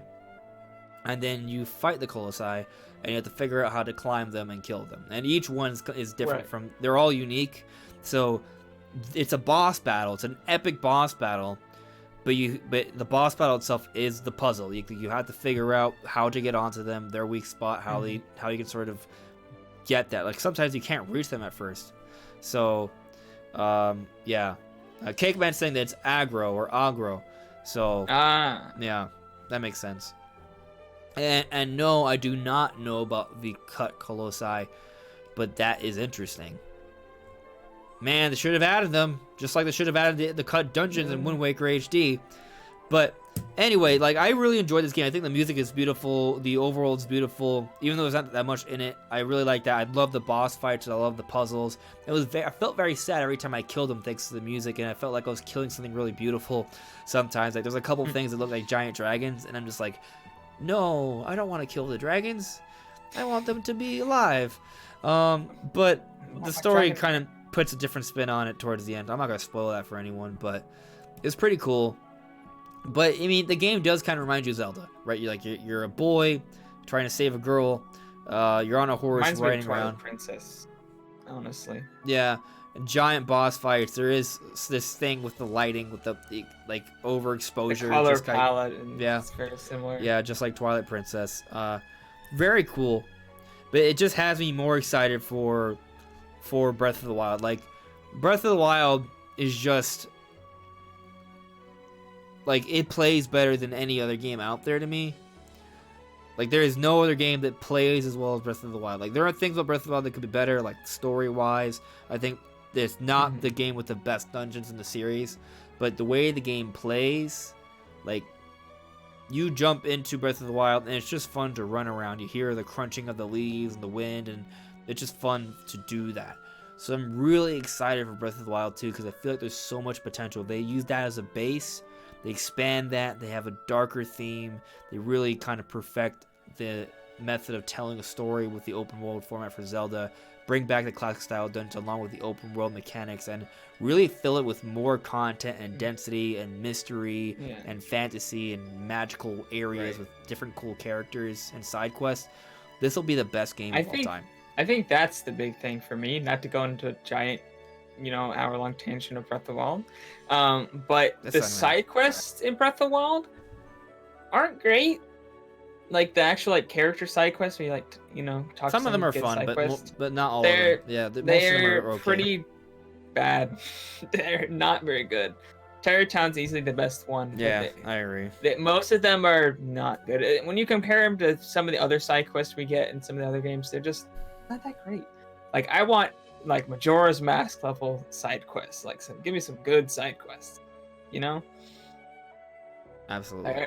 Or Torna had great. The thing about Torna that I love is that every character in the game, almost you have that community, right? And everybody in there has their own little lives, but all the side quests work into each other, and you see characters from every different part, always coming back and playing some kind of role. It works with the game, right? Because the game forces you to build up your community to sort of progress.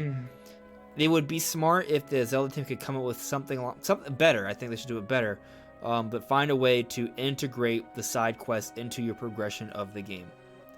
Yeah. And just have the characters, I don't know, be aware of what's going on and not just be everything's great. Oh, the world's about to end. Actually, it's fine. I think we're really onto something here. I know the answer to this. It's very clear cut, and if you get this wrong, I'll be ashamed. I don't think you will get it wrong, so no pressure. But what is the Zelda game with the best side quests? It's not even. It's not. This is not an opinion. Well, the atmosphere, the characters, the way that everybody just has this sense of impending doom, and that just works its way into every single quest. It's insane just how good they are. And with all of the stuff about characters being at certain places and certain times and all that good, it's easily the best. Absolutely. So the point I'm getting at here is that what is interesting about Majora's Mask is that when you have these side quests, they have their own characters. There's development with these characters as a side quest. Yeah, their own little mini stories. And there's a progression to this.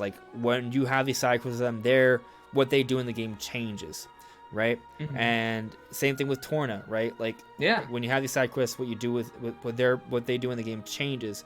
And it brings me back to the best side quest in Breath of the Wild, Tarry Town. Yes. There's a change. These side quests you're doing have progression. There's more significance to them because it's leading to something. I think they need to have more side quests like that, where there's development of these characters, their lives are changing, they're learning and growing alongside you, and it's even leading to the world changing. Now, an interesting theory is that, well, it's not even a theory, this is fact. Zelda and Link at the end of Breath of the Wild, their objective is to help restore Hyrule. Hyrule is in ruins. There are ruins everywhere, right? A lot of lost cities and towns and civilization. It's possible that a theme going to Breath of the Wild 2 and keeping that knowledge in mind of the end of Breath of the Wild 1 is that they're trying to restore Hyrule, right? So keep bearing that in mind. And the highly praised side quest Tarry Town, what if a big element of the game is doing different side quests to help restore these different ruins to cities and towns and civilization, and you see these different towns develop as you do more side quests in the game, and you see more characters and interact with them in that way. That would be absolutely fantastic. Exactly. Imagine Majora's Mask on a wider Breath of the Wild kind of scale. Yeah, I'd love it. Just doing side quests for people, building up different parts of the town, expanding the town as you do more side quests, meeting more people, actually having personality and story to them, having their own little backstories. Because that's the cool thing about Torna is every character had a backstory, and it is you kind of felt like oh, I gotta really protect people, even though you knew what was gonna happen at the end of the game. You were like, I gotta make these people's lives the best you can be before they're over. Yeah. Yeah, absolutely. Star Kitty, I would love it if the Orca games were remade. Those are the only Zelda games I haven't played. So I would love the Yeah. opportunity to play them in that way. That's the only one I haven't played. I've played a little. I've even played a little bit of Zelda 2, but I've never played any of the I've never Oracle games. finished Zelda 2. I have played a little bit of Zelda 2, not much, but at least I've played a little bit of it, and I've never even touched an Oracle game. Yeah, they're pretty hard. I've never even seen other people play them. Yeah, but have a good night, Star Kitty. Thank you for coming by. Yeah, but actually, on that note, we're pretty much done ourselves. Yeah. Yeah. We started talking about Zelda. Oh. Yeah, we gotta stop now, otherwise we won't stop. Yeah, I wonder if they'll... I have to imagine they'll also edit out the side quest in Xenoblade Chronicles Definitive Edition a little bit, right? Well, there's the whole Colony 9 thing. I never actually... I'll probably give that more of a shot this time around. Colony 9. There's a lot of side quests related to that that lead to actual progression.